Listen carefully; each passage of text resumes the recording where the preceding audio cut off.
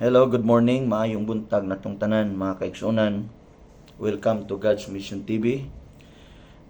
Muhatag lang ko gamay nga reaction or mensahe alang sa atong mga kaigsunan. Labi na mga kaigsunan sa atong mga bashers diri sa God's Mission TV. Ako na lang iklaro mga kaigsunan alang sa atong mga kaigsunan nga mga RC o Roman Catholic members. I really respect sa atong mga kaigsunan nga mga Roman Catholic. Tungod kay mo manggod sa gara ang naa sa comments nako mga kaigsunan. Daghang kay mensahe. Kung i-review niyo tanan ang akong mga video mga kaigsunan, never gyud ko nga kanabang mangdaot ka sa uban, magsulti ka og negative alang sa uban. Naibulong lang ko mga kaigsunan diri sa itong mga kaigsunan. Well, atong i-presume nga sila gyud sakto. No, atong i-presume nga kining naas kamatuoran sila. Kay mao magud tanan halos nga gi-comments nato mga kaigsunan nganong magwali-wali ko, wala ko'y authority kay ang pari ray nay katungod. Nya gibalikas pa ta diya sa social media sa ilang mga komentaryo kay mga antikristo, yawa daw ta, inana bitang mga comments. So ani lang mga kaigsunan, alang pud sa naminaw karon no, kana at least kamo makahatag mo og komentaryo. Usa ka simpleng butang lang, kini bitong magbaton ta og respeto lang pud sa uban. Assuming nga kamo sakto, unsaon na mo pagtuo sa inyo nga diha pa lang sa social media kining makayon ta nga tawhanon nga mga komentaryo. Mga kaigsunan, unang-una wala ta nag-ila. Wala pod mo nasayod sa among encounter sa Ginoo. Kining usa ka butang nga angay natong mabatunan mga kaigsunan. Kung naay tinuod nga Dios or gugma sa Dios na nato, una mabatunan nimo pagpailop,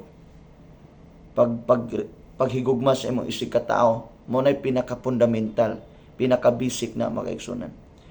And then mabatunan nimo ang pagkamaayo sa Dios. Wala kay katungod nga imong laitin ang uban. Wala kay katungod nga imong hukman ang uban. Mga kaigsunan, kung tinuod naging nga insakto mo nga naa sa Dios, ayaw mo panghilabot sa uban. To the extent nga bisan pag di mo mutuo na mo, careful mo sa iyong comments. Nga naman, moabot ang mga adlaw. Unang-una mga kaigsunan, kung kami pinadala sa Dios, kung gigamit mi sa Dios, dili kami inyong kontra, manubag mo sa Dios. Ipakita ang tinuod nga Kristo sa inyong kinabuhi. Kung kamoy sakto kami sayop, mas damor noon, mingon mo dito, siguro mas ma-appreciate pa nako, nga mingon mo nga, kining iampo ta ka, Brad, nga maluwas imong kinabuhi. Oh. So, walay sayop diha kung imo ko iampo, malipay pa ko. Pero mingon nagay ka nga nagwali-wali mo, wala mo'y katungod kinsa may nagpadala ninyo, mga antikristo mo, mga satanas mo, sayunan ka na. Well, ako naghimo lang ko ani nga reaction mga kaigsunan. Aron nga ma-remind mo kay di man ta kontra.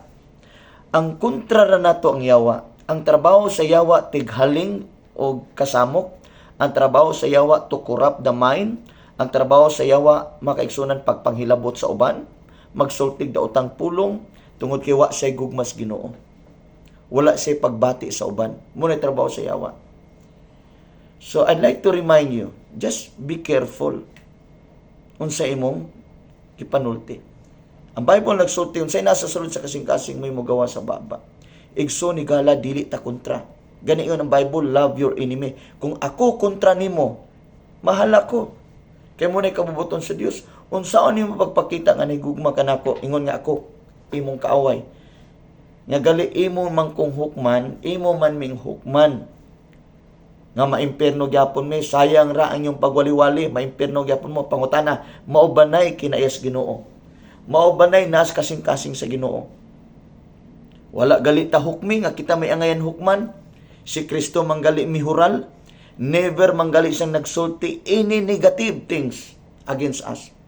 But instead, ingon siya, gihigugmata niya. Miampo pa si Jesus sa amahan. Amahan ko, pasayloa sila, kaya wa sila nasayod sa ilang gibuhat. Mga kaigsuunan ko, mga CFD na ko nga makaigsunan, maghinigugma ita. I-review tanan akong video, naaba ko gisulti against ninyo. Ayaw idamay ang tanan. Higugma ang mga tao. Kaya mo na kasing-kasing ni Kristo. Nahigugma ko ninyo. Dako kog respeto ninyo, pero kung wa mo'y respeto namo, manubag mo sa Ginoo.